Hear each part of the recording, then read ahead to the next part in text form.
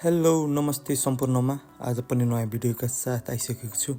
आज चाहिँ म तपाईहरुलाई भेन्डिङ मेसिनबाट कसरी बसको टिकट लिन सकिन्छ भन्ने कुराको जानकारी गराउन गइरहेको छु। यदि तपाईहरु यस च्यानलमा नयाँ हुनुहुन्छ भने प्लिज सब्स्क्राइब गर्नु होला है त।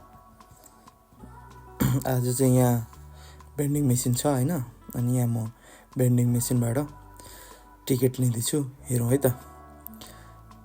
पहिला यहाँ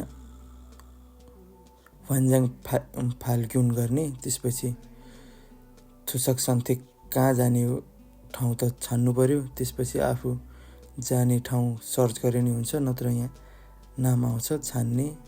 त्यसपछि कति बजेको बस हो त्यसलाई छानेर तपाईहरुले क्लिक गर्ने, फेरि लॉगिन गर्ने, अनि कति नम्बरको सिट र कुन खाली छ भनेर यही थाहा हुन्छ। अनि त्यतिको काट्ने। मैले चाहिँ 20 को काटे, अनि ठुलो मान्छेको सिट काटे। अनि अब कार्ड हाल्नु पर्यो है त। कार्ड मेसिनमै देखाउँछ, अनि कार्ड हाल्ने। कार्ड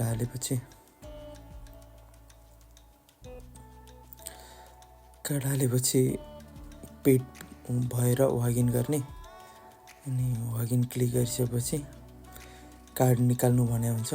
अनि कार्ड निकाल्ने, अनि तल टिकट आउँछ। यसरी नै तपाईहरु पनि सजिलो तरिकाले अनि कार्ड निकाल्ने, अनि यसरी नै तपाईहरु पनि सजिलो तरिकाले भेन्डिङ मेसिनबाट टिकट लिन सक्नुहुन्छ। हस्त आजको लागि भिडियो यति नै। Stay tune. सबैजनाले हेर्दै बस्नु होला। अनि कस्तो लाग्यो like, comment, share and subscribe गर्न नभुल्नु होला है त।